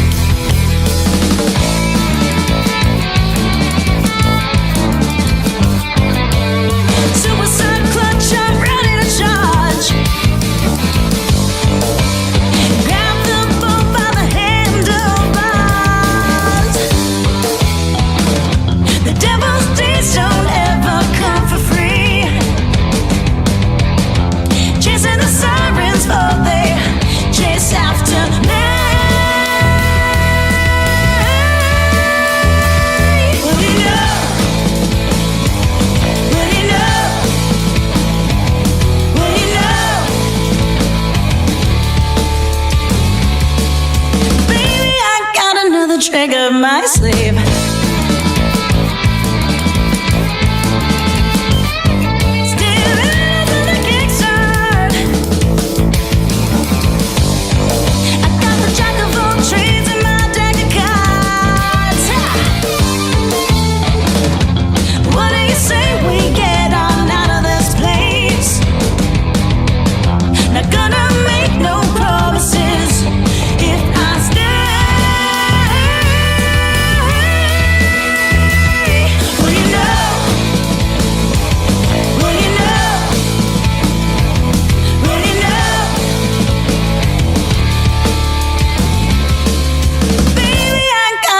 Trick up my sleeve.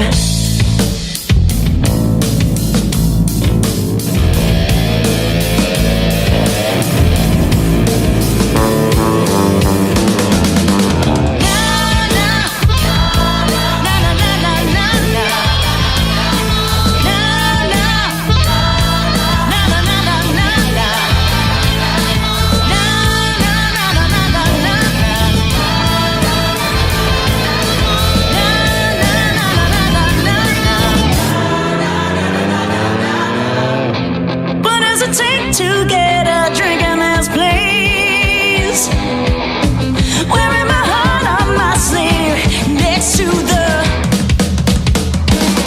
What do you know? What do you know? What do you know? Baby, I got another trick up my sleeve. So that was a pretty rockin' little tune, don't you think? If anybody heard it. Yeah. I know Ryan carries us around with him. I like that. Whenever he tours the house, we go with him. I can never put you guys down. Your vibrations are very, very loud. That is Sorry. No, I didn't even mean that. I just meant, my God, that phone has some real vibration power. Good Lord. Mine is good vibrations. My phone doesn't. It's not a strong vibrator. That did not sound right at all. I did not even think what I was saying when I said it. So it's towards the end of the show. That's the quality we always end up on, isn't it? So, all right. I believe Megan is here finally. She had a late night. It was a long night at work. I was going to read a story or two. So let's kill a minute and get her in here, and she can read a story if she'd like to. Here she comes, crashing through the door. You better close it because the cat's trying to get in real bad. Real bad. Gosh. The cat was like, can you pull me into town? All right.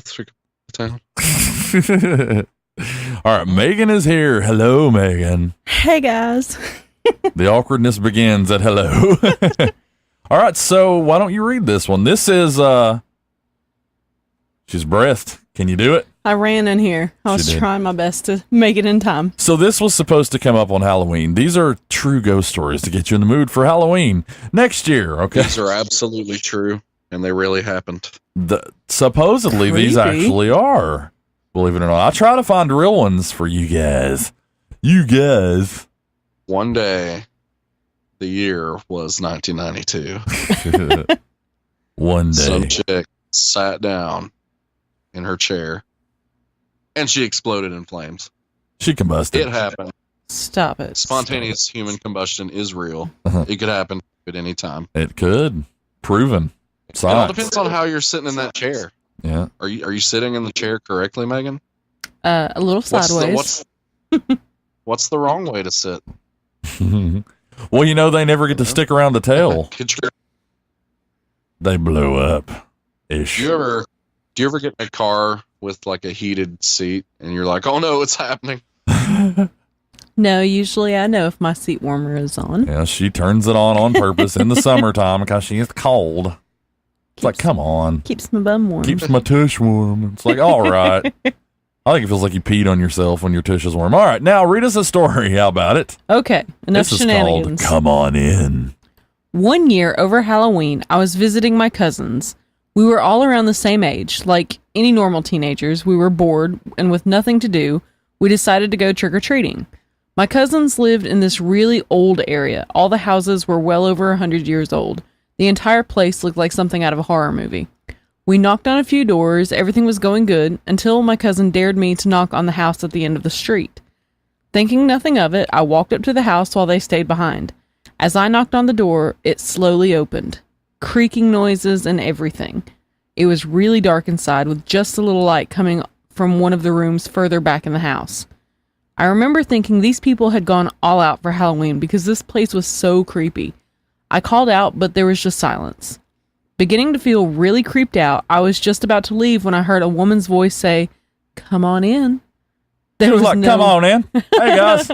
There was no way I was going in there, so I just waited, and then I heard her say again, "Come on in." Come on in. Woo. And then something like, "We're here." I'm really scared at this point. I'm just standing there frozen because there was something about that voice, and it was so dark in there. Then suddenly I hear a loud bang and what sounds like heavy footsteps rushing toward me from the back of the house, and that's when I ran. My cousins were laughing at me, but when I told them about the creepy voice telling me to go inside, they stopped. Turns out the house had been abandoned for years and was known to be haunted. Wow. Creepy. Sounds scared of Leatherface. That's exactly what I was going to say. That reminds me of the scene from Leatherface when he bursts out that door with his chainsaw. Yeah. That's terrifying. And he yells, "Come on in." Yeah. Come on. Breaker 19, come on. That's the voice I was hearing it in. I know that is not creepy at all, but that's what I was hearing. I don't think Leatherface does that, for the record. All right, let's see. We got a minute. We got a couple minutes. Let's go ahead and read another one if everybody's down. Since Megan didn't get to come in earlier, I'm going to let her read another one. And then, did you have any thoughts on anything earlier? Not organized and well thought out enough to share. We didn't either. Clearly, we were like, "Oh, what next?" I don't know. But if you have any thoughts, go ahead and read another story. And if you have any thoughts, we'll wrap up with them. Okay. Well, this story, it's a secret. I can't tell you because it's a secret. Come on. My daughter had this imaginary friend called Polly when she was much younger. I would regularly hear her talking in her room as though there was someone else in it. I wasn't overly bothered by it, but I thought it was a normal thing for a kid to do. If I was setting the table, she would ask me to set a place for Polly. If she lost a toy, then Polly had lost it. As I said, normal stuff. I never gave it much thought until one night when I was putting my daughter to bed, I asked her what Polly looked like. "He looks like Grandpa, only he's a lot older, with no hair and black eyes." And then she said, "But I'm not supposed to tell you. It's a secret." I freaked out. She slept in my bed that night, and I'll be honest, I kept the light on all night. Polly lasted a whole year before my daughter gradually stopped talking about her, him, it. I never asked her about it again, as I remember someone telling me once, the more you talk about something like that, the more power you give it. Seems to have worked. We've talked about that, and I want to say that I think what's creepiest about that story is it's not going out of its way to scare you. It's like, this happened. Yeah. It faded into the abyss, but it happened. You know, they're not like, and then one day Polly came in drunk and beat us all. Really? That's where you go with Come on. Record. Come on. Come on. Goodness. Pauly Shore. Yeah, Polly Shore, buddy. Am I the only one that thought of that? You are. I like that. I like the way you think. We complete each other here. We do. Shaw. All right. That's Cody, but for the record. Let's see here. Oh, one more. Come on. We got a minute. Let's do this one. Sounds nice, doesn't it? The cornfield.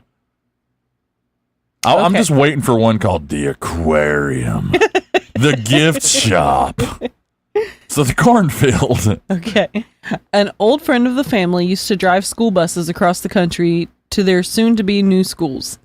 The protocol for them not to stop for anything, even to help. Come on. He was driving in the Midwest one night and came across a long stretch of road with a huge cornfield to one side and an empty field on the other. It was 2:00 in the morning and he came across a wrecked car with the lights still on and people scattered on the ground. Oh, God. He slowed down to help but remembered that he couldn't, so he kept going. As he was calling it in, he looked back to find the people standing in the middle of the road staring at the bus. Upon further inspection, others started to emerge from the cornfield in a creepy fashion while also staring at him. I was 6 when he told me this. I still hate corn just a little. Yeah. That sounds like a made-up one, but it's scary. That's really scary. That makes me wonder if those people were really in trouble or if they were like, it was a setup. Yeah. Because that happens. Yeah. Unfortunately. Yeah, you hear about setups like that happening. Mm-hmm. Like a wreck in the middle of the road. I hate to be that way, but it's kind of weird when if there's a car, blocking the road and bodies are like laying about. Like if you come across that's not funny, Megan. I'm sorry, it wasn't that. I was joking. She just read where Darkfall says, I want to see a haunted Chuck E. Cheese. Go ahead, Ryan. So I guess that if you come upon a wreck and it just looks off like that, you should probably just call it in. Mm-hmm. Especially if bodies are already laying out and unconscious. I mean, how are you going to help them anyway? Right. Sounds like a setup. Yeah. It's sad, but that's the world we live in, right? Right.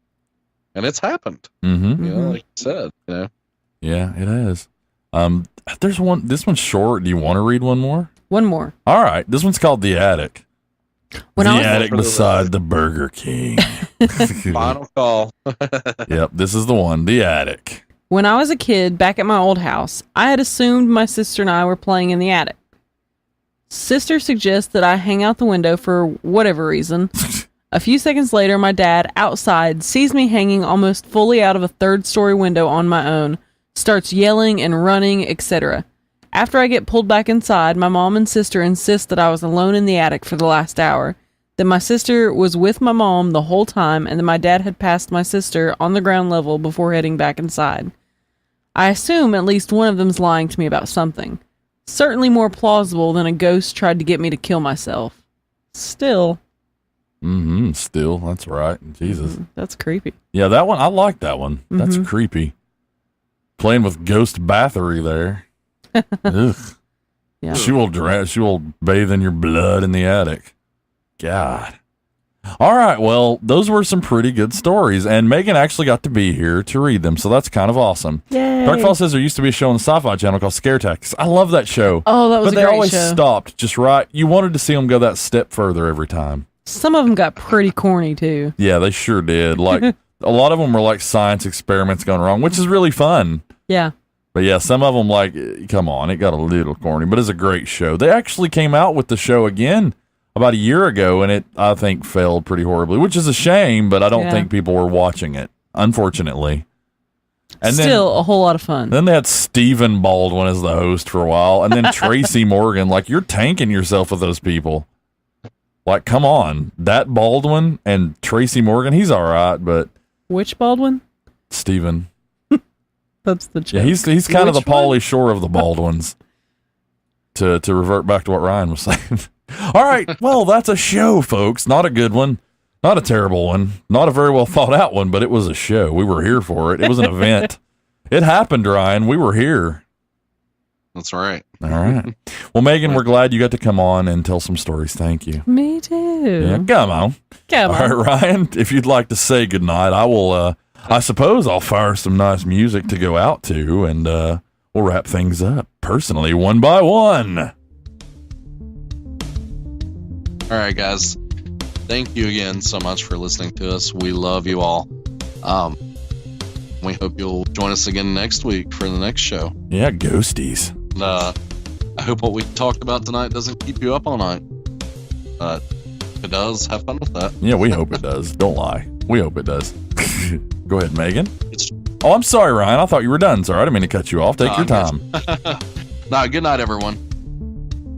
Thanks, everybody, for joining in. Thank you for letting me join at the last minute, and try not to spontaneously combust this week. Good luck with that. It happens.